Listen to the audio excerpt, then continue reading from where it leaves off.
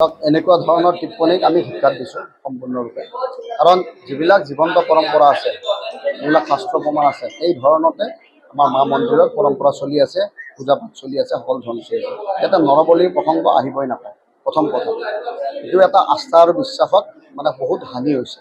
গতিকে এনেকুৱা ধৰণৰ যাতে ভৱিষ্যতে কোনো ধৰণৰ এনেকুৱা টিপ্পনী কৰিব নোৱাৰে, তাৰ কাৰণে আমি বিশেষ অনুৰোধ কৰিছোঁ ভাৰত চৰকাৰ তথা অসম চৰকাৰক এনেকুৱা ধৰণৰ যে টিপ্পনী নকৰে আৰু গাইডলাইন কিছুমান ধৰি দিয়ে যে যোনে যিকোনো কথা আচলতে এই ধৰ্মীয় অনুষ্ঠানক লৈ পেলাই আৰু বিশেষকৈ মা কামাখ্যা, য'ত জগত জননী, বিশ্ব ব্ৰহ্মাণ্ডৰ মাতা, গোটেই জগত ৰঞ্জন কৰি আছে, জগত উদ্ধাৰ কৰি আছে, এনেকুৱা এজনা দেৱীৰ ওপৰত এনেকুৱা ধৰণৰ যে টিপ্পনী কৰে, কেনেকুৱা হ'ব। গতিকে যাতে বিশেষ অনুৰোধ যাতে এনেকুৱা ধৰণৰ ভৱিষ্যতেও কোনো ধৰণৰ টিপ্পনী কৰিব নোৱাৰে আৰু বিহিত যাতে ব্যৱস্থা লয়।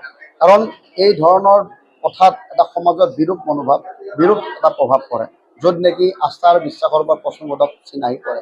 যিটো বস্তু আজি জীৱন্ত পৰম্পৰাত নায়েই, সেইটো বস্তু লৈ পেলাই বাৰ বাৰ এনেকুৱা ধৰণৰ কিয় কথা ওলায়।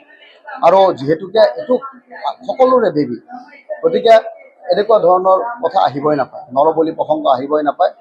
এখন যিটো আমাৰ জীৱন্ত পৰম্পৰা চলি আছে, যিবিলাক আচলতে পশুৰে বলি হয়, যজ্ঞাৰ্থে পশৱশিষ্টা স্বয়ংভৱে স্বয়ংভুৱা আদস্থান ঘাতস্যামি তস্মাৎ যজ্ঞ বধাৱধ। ব্ৰহ্মাই পশু সৃষ্টি কৰিছে আহুতি দিয়াৰ কাৰণে, বলি দিয়াৰ কাৰণে। গতিকে পশুৰ বলি হয়, এতিয়া নৰবলি প্ৰসংগ আহিবই নাপায়।